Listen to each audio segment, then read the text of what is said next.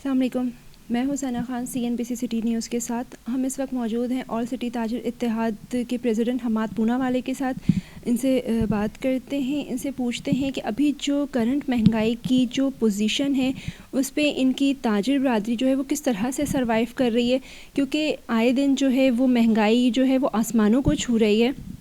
अभी कल रात 12 बजे की बात है कि पेट्रोल जो है वो 160 रुपये लीटर पे पहुंच गया है। तो अगर जब पेट्रोल बढ़ता है तो पेट्रोल के साथ साथ जो है वो और दूसरी जो चीज़ें होती हैं वो भी बढ़ जाती हैं। अस्सलाम वालेकुम हमाद साहब। वालेकुम अस्सलाम। थैंक यू सो मच, आप आई हमारे घर पे। और आपने जो बातें की वो एक तरीके से ताजिरों के जो ज़ख़म है उस पे आपने जो है नमक छिड़क दिया है। जो बिज़नेस कम्युनिटी है, स्पेशली स्मॉल ट्रेड जिसको कहते हैं, और स्मॉल ट्रेड को जब हम नाम लेते हैं तो एक अजीब सा एक फीलिंग आती है, स्मॉल ट्रेड, छोटे ताजर।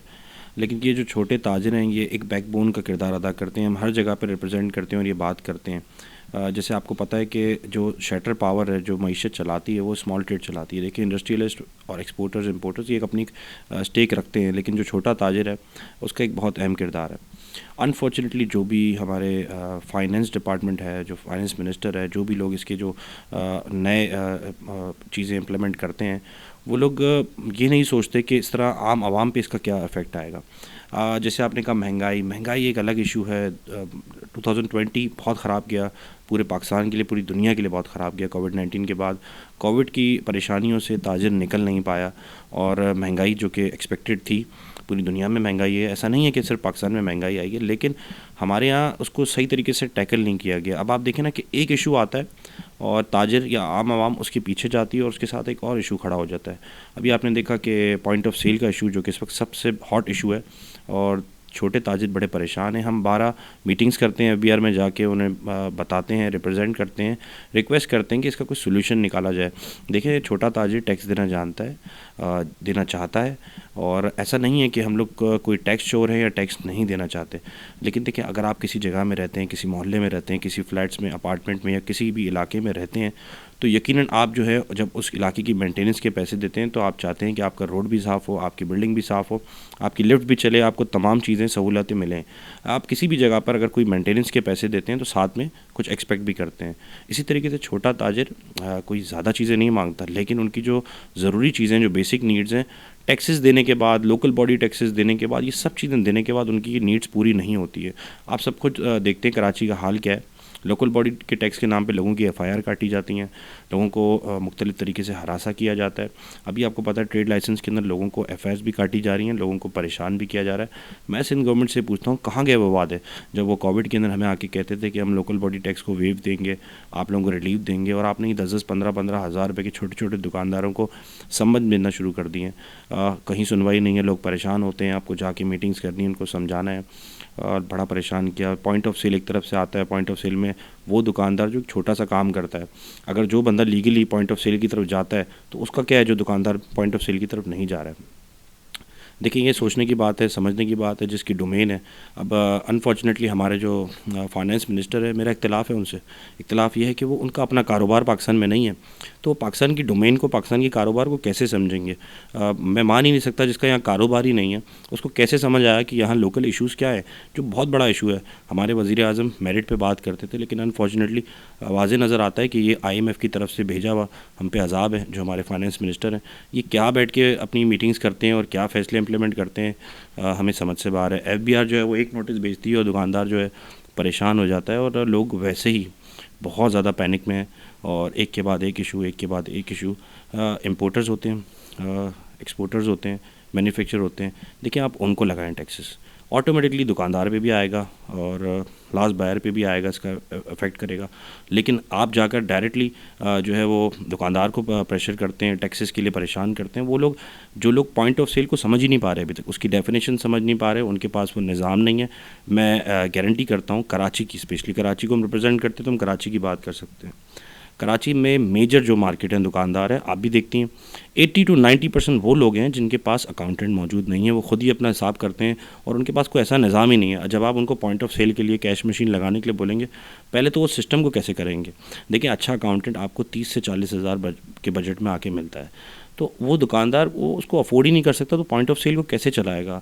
आपको चाहिए कि जो भी नए टैक्सेस लगाने आप लगाएं, इंपोर्टर्स को लगाएं, मैन्युफैक्चरर्स को लगाएं, ऑटोमेटिकली दुकानदार को चीज़ महंगी पड़ेगी और सब जगह पे वो चीज़ लेवल पे आएगी। और जो छोटे दुकानदार हैं उनको आप जो है वो फ़िक्स टैक्स कर दें ताकि लोग जो है उसको आसानी से भर भी सकें और फैसिलिटेट भी हो सकें। आपने अभी सूबाई गवर्नमेंट की बात की, लेकिन पेट्रोल जो है वो तो वफाक बढ़ा रही है।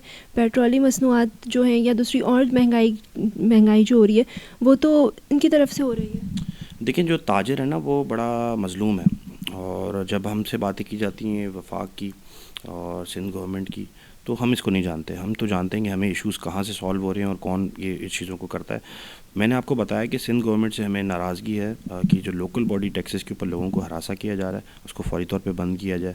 वफाक हमें FBR की तरफ से परेशान करती है, महंगाई जो है वफाक लेके आती है, तो ये सब चीज़ें हमें तो सबसे परेशानी है। मैंने आपको अपनी इश्यूज़ बताया कि कहाँ कहाँ हैं, बिल्कुल एग्जैक्टली जो पेट्रोल की कीमतों में इजाफा हुआ है उसमें तो यकीनन वफाक ज़िम्मेदार है। और वफाक के मैंने आपको फाइनेंस मिनिस्टर की इतनी खुल के आपके बात कर ली, मेरा ख्याल है शायद ही ताजिर जो है वो घबराते होंगे बात करने के लिए। मेरे आप ट्वीट्स चेक कर सकते हैं, खुले स्टेटमेंट आप मेरी सुने, तो मैं हमेशा यही बात करता हूँ कि अनफॉर्चुनेटली उनको हमारा जो है वो हमारी ताजिरों की या हमारी इकोनॉमी की डोर हाथ में दे दी है, जिन्होंने पाकिस्तान में कारोबार ही कोई नहीं किया। मुझे आप बता दें, अगर शायद मेरी में कोई बात में मिस्टेक है तो आप बता दें, करेक्ट कर दें कि उनका यहाँ कौन सा कारोबार है। जब उनका कारोबार यहाँ पर नहीं है तो वो सिस्टम चला ही नहीं सकते यहाँ पर।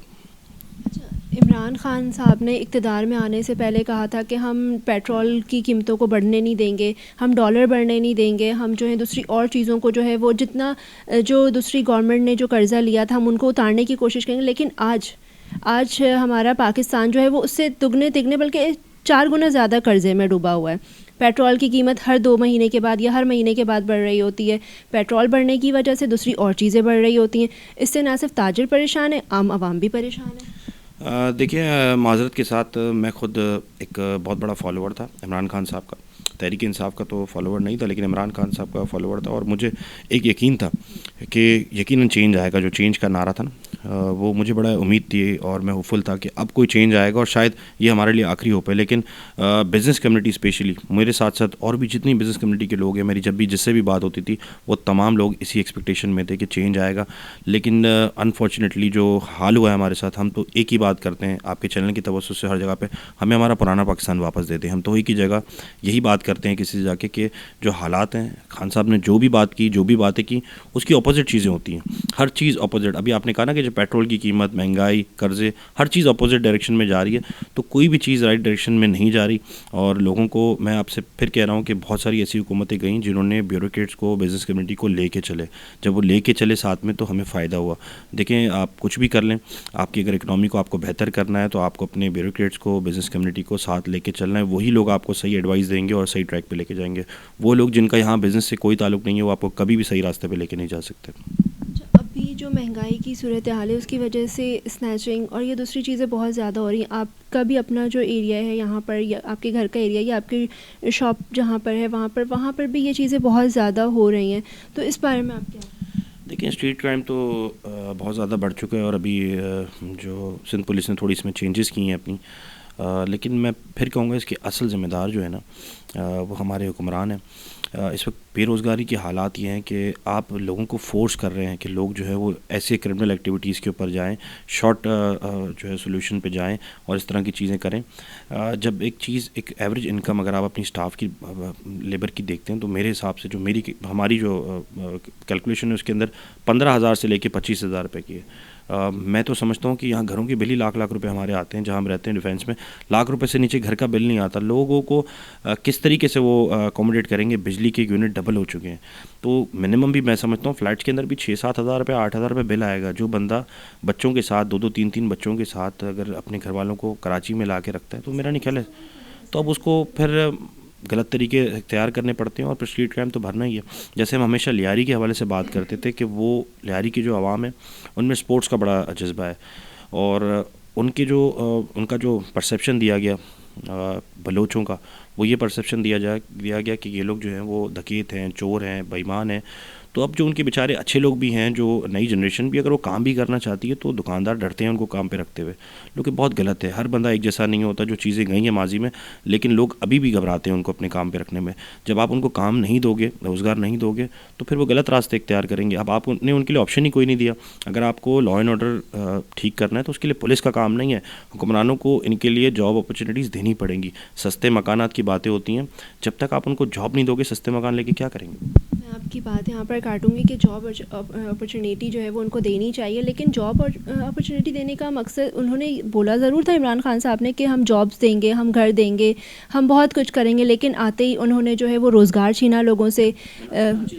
हाँ, रोज़गार छीना उनसे। फिर जो है वो जगह जगह पे जो है वो इन्होंने दस्तरखान लगा दिए कि जो लोग इज़्ज़त से कमाना जानते थे वो आज उन दस्तरखानों पे बैठकर खाना अपने लिए भी खा रहे हैं और अपने बच्चों के लिए भी लेकर जा रहे हैं। तो ये कैसा पाकिस्तान है? ये क्या इस नए पाकिस्तान से वो पुराना पाकिस्तान ज़्यादा बेहतर नहीं था हमारे लिए? जी, मैं तो खुल के डिमांड कर रहा हूँ कि हमें पुराना पाकिस्तान वापस दे दिया जाए। और इस वक्त वही आपकी बात है, लोगों को अगर इस रास्तों पे आप देखें ना, वेलफेयर के कारोबार बड़े चल रहे हैं। वेलफेयर में लोगों को प्रमोट किया जा रहा है कि रोड पे बैठ के खाना खाएं, या उनको हाथ फैलाने के लिए जो है वो जिससे हमारी हुकूमत हाथ फैला रही है, इस तरह हमारी आवाम भी हाथ फैला के खाना मांग रही है। तो ये बहुत अफसोस की बात है। और हमें फ़ख्र है कि कराची के लोग जो है इन चीज़ों में बहुत आगे हैं। लोगों को देने के लिए, वेलफेयर के लिए बहुत आगे हैं। हमें फ़ख्र है कराची के लोगों पे। लेकिन साथ साथ हम ये देख के बड़ा दुख होता है कि जब रोडों पे, फुटपाथों पे जब हम मुख्तलिफ ब्रांड्स देखते हैं जो वेलफेयर के, जो लोगों को दस्तरखान लगा रहे थे, वहाँ लगी हुई लाइनों को देख के मुझे जो है बड़ा दुख होता है कि ये चीज़ें बढ़ती जा रही हैं, ये चीज़ें कम नहीं हो रही हैं।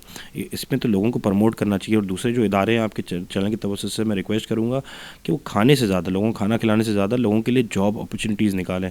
लोगों को भले आप लोग दिन के 100, 1000, 5000 लोगों को खाना ना खिलाएं, सिर्फ एक आदमी को रोज़गार दे दें, उसके लिए रोज़गार का ज़रिया बन जाए, वही बहुत बड़ा नेकी का काम होगा। मेरा ख्याल है रोज़ खाना खिलाने से बेहतर ये है। जो लोग डोनेट करते हैं, मैं उनको भी मैसेज देता हूँ और उनको भी कहूँगा कि आप लोगों को जो अपनी ज़कात निकालते हैं उससे लोगों को रोज़गार दें। खाना देने से, राशन देने से कोई भी बंदा अपने घर नहीं चला सकेगा। रोज़ का मोहताज होगा, रोज़ आएगा, रोज़ भीख मांगेगा और रोज़ वहीं बैठा हुआ होगा।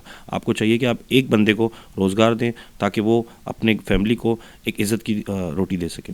जी, इमरान खान साहब का एक नारा है कि घबराना नहीं है आपने, और अभी तो ये 5 साल में से 3 साल, 3.5 साल गुजरे हैं, तो उसमें आवाम का ये हाल हो चुका है कि वो रोड पे भीख मांगने के लिए मजबूर हो चुके हैं। लोग ख़ुदकुशियाँ कर रहे हैं, माँ बाप अपनी औलादों को भी बेच रहे हैं। बहुत सारे ऐसे केसेस लाहौर, पंजाब वगैरह में भी सामने आए कि माँ बाप अपनी औलादों को बेच रहे हैं। बाकायदा बोर्ड लगा कर बैठे होते हैं कि बच्चा बराए फ़रोख्त। अगर अगले 5 साल भी ये आते हैं तो आपको क्या लगता है कि पाकिस्तान, क्योंकि उन्होंने ये कहा है कि अगला 5 साल जो हम लेंगे वो हम पाकिस्तान को सही करेंगे, जब वो इस 5 साल में कुछ नहीं कर पाए तो अगले 5 साल में वो क्या करेंगे?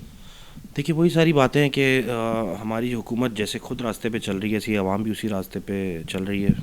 बचपन में सुना करते थे कहावत, जैसी आवाम वैसे हुक्मरान। तो वही चीज़ें हम खुद भी अपने आप को सुधारने की ज़रूरत है। अभी मैं लास्ट खान साहब का एक इंटरव्यू देख रहा था, उसमें वो ताजिरों को, आवाम को धमका रहे हैं कि FBR आपके दरवाजे पे जल्द आएगी। या मतलब मैं नहीं समझता कि ऐसी, मतलब एक वज़ीर आज़म, एक ज़िम्मेदार आदमी जो है वो इस तरह की बात करे तो अच्छा है। मैं सिर्फ इतने पूछता हूँ कि आप FBR को भेजें, हरासमेंट करें, जो आपको करना है करें। ये बताएं कि आप बदले में लोगों को क्या देते हैं। आप टैक्सेस लेके क्या आप लोगों को जस्टिफाई कर सकते हैं? उस टैक्सेस को कहाँ लगा रहे हैं? क्या पाकिस्तान तहरीक इंसाफ में, फेडरल गवर्नमेंट में करप्शन नहीं हो रही है? सिंध गवर्नमेंट में करप्शन नहीं हो रही है? तो इतनी करप्शन के बावजूद पाकिस्तान चल रहा है। लेकिन इस वक्त जो सिचुएशन है, हमने जब से आंखें खोली हैं, हमने ये हालात पाकिस्तान के नहीं देखे, कराची के हालात नहीं देखे। और हमारे जितने बुज़ुर्ग हैं वो भी ये बताते हैं कि कराची के और पाकिस्तान के वर्स्ट कंडीशन इस वक्त है, और पाकिस्तान इस वक्त बहुत बुरी कंडीशन में है। लेकिन जिस हाथों में इस वक्त कराची है, पाकिस्तान है, हम तो कराची की बात ज़्यादा इसलिए करते हैं पाकिस्तान के साथ साथ क्योंकि हमारा कारोबार यहीं पर है। अनफॉर्चुनेटली जिनके भी हाथों में, चाहे वो सिंध गवर्नमेंट की बात करें, वफाक की बात करें, वो ठीक तरीके से टैकल नहीं कर रहे। आपको क्या लगता है कि अब अगली हुकूमत जो है वो किसकी होनी चाहिए, जिससे कराची या पाकिस्तान को जो है वो पाकिस्तान संवर सके, जितना बिखर चुका है उसको संवारा जा सके?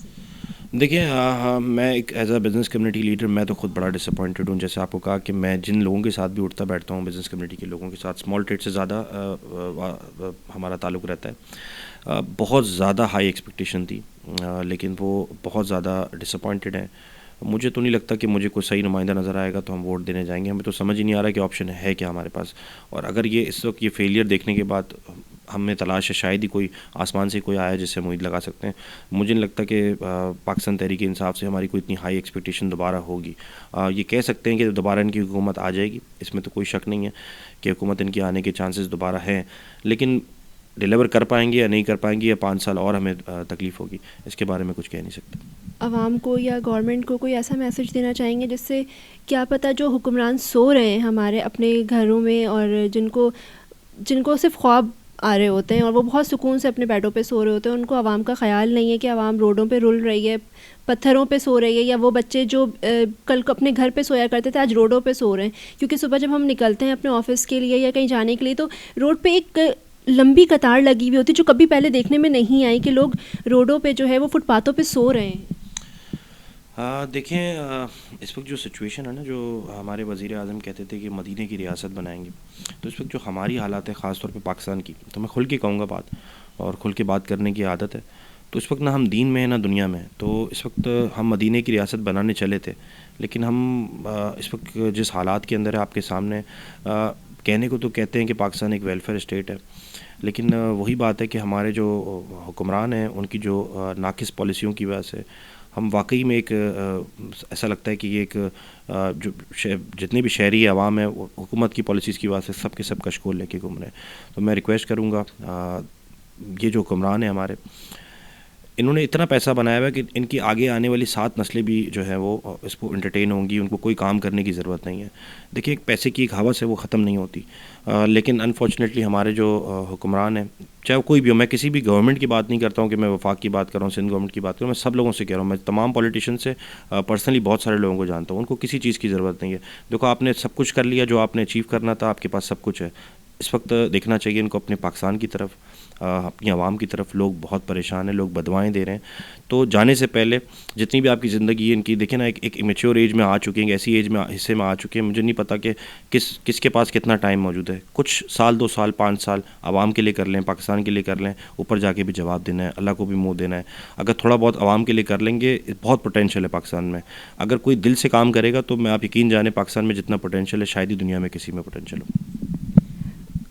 जी, ये थे हमारे साथ हम्माद पूनावाले। इनकी गुफ्तगू आपने सुनी। इन्होंने बहुत अच्छी बात की कि सिर्फ आवाम या छोटा ताजिर ही परेशान नहीं है, हर कोई परेशान है। और अगले आने वाले 5 साल, ये हम कुछ नहीं कह सकते कि आने वाले 5 साल कैसे होंगे, क्योंकि हमारे जो हुक्मरान हैं ना, वो ख्वाब खरगोश के मज़े ले रहे हैं और वो बहुत सुकून से अपने घरों में सो रहे हैं। उनको आवाम की तकलीफ़ का या ताजिरों की तकलीफ़ का, या मैं ये कहूँगी कि पाकिस्तान की तकलीफ़ का उन्हें कोई एहसास नहीं है। वो यहाँ पर आए हैं सिर्फ पैसा बनाने के लिए, क्योंकि गवर्नमेंट में आते ही जो है वो, पहले उनको याद नहीं था कि उनको हज और उम्रा भी करना है। गवर्नमेंट में आते ही जो है वो याद आ जाता है कि उन्हें हज और उम्रा और ये सारी चीज़ें भी उनको आवाम के पैसों से ही करनी है। बाकी फ़ैसला मैं अब आप लोगों पे छोड़ती हूँ कि हम्माद पूनावाले की बात जो थी वो कितनी हद तक सही थी, ताजिरों के हवाले से या वो उन लियारी के लोगों के हवाले से। मैं ये भी बोलूँगी कि वहाँ पर जो लोग रह रहे हैं तो वो हर बंदा चोर नहीं होता, 5 फिंगर्स आर नॉट इक्वल। तो प्लीज़ इस बारे में भी जो दुकानदार हैं वो ये सोचें कि उनको भी रोज़गार दें। अगर वो आपके पास आते हैं काम के लिए, उनको ये नहीं समझें कि वो हर बंदा चोर है या हर बंदा जो है वो गलत है। कल मिलेंगे किसी नए मेहमान के साथ, जब तक के लिए मुझे इजाज़त दें। अल्लाह हाफ़िज़। इस वीडियो को लाइक करें, हमारे चैनल को सब्सक्राइब कर बेल आइकन ज़रूर प्रेस करें हमारी न्यू वीडियो सबसे पहले देखने के लिए।